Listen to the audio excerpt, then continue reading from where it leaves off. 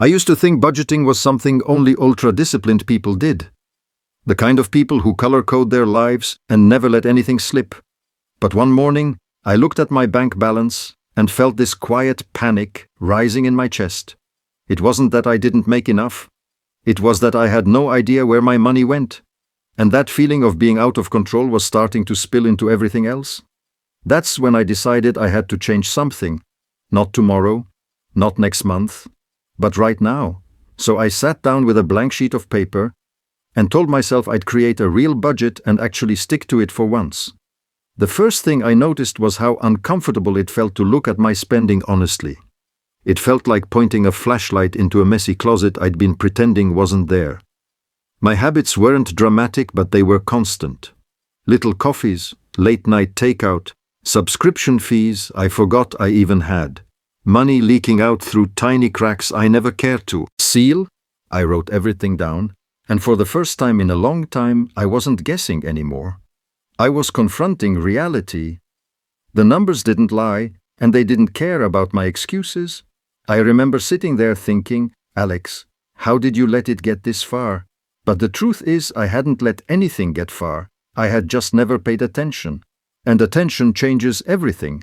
When I created my first budget, it felt rigid, almost hostile, like it was restricting me rather than helping me. I kept telling myself it was too much structure, too many rules.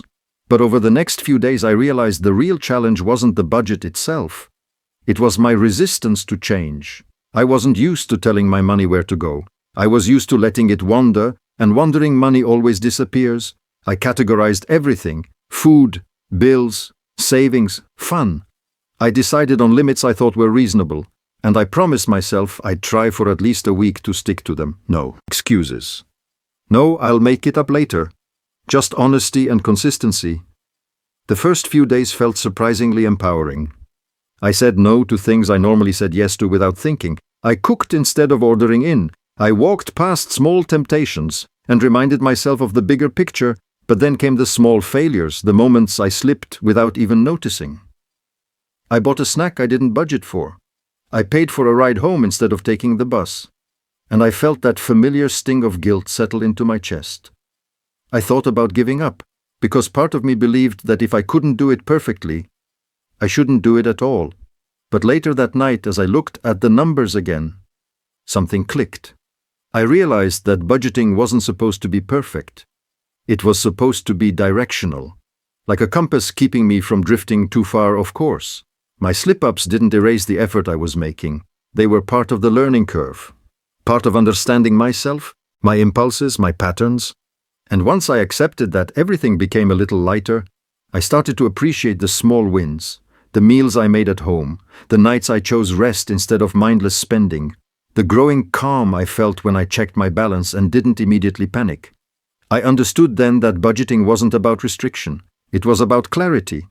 It was about giving myself room to breathe by knowing exactly what I could handle. I learned that money doesn't create freedom. Discipline does, and discipline is built in tiny layers, one conscious choice at a time. The moment that truly shifted me happened at the end of the week. I opened my banking app expecting the usual dread.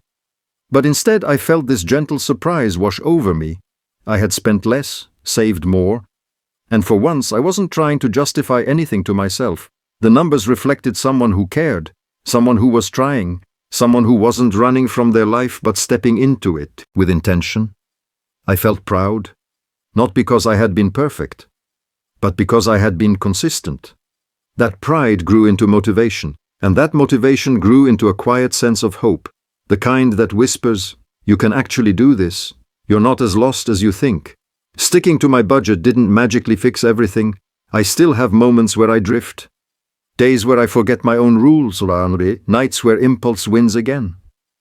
But now I come back faster. I correct sooner, and I forgive myself more easily. Because I finally understand that growth isn't a straight line. It's a rhythm.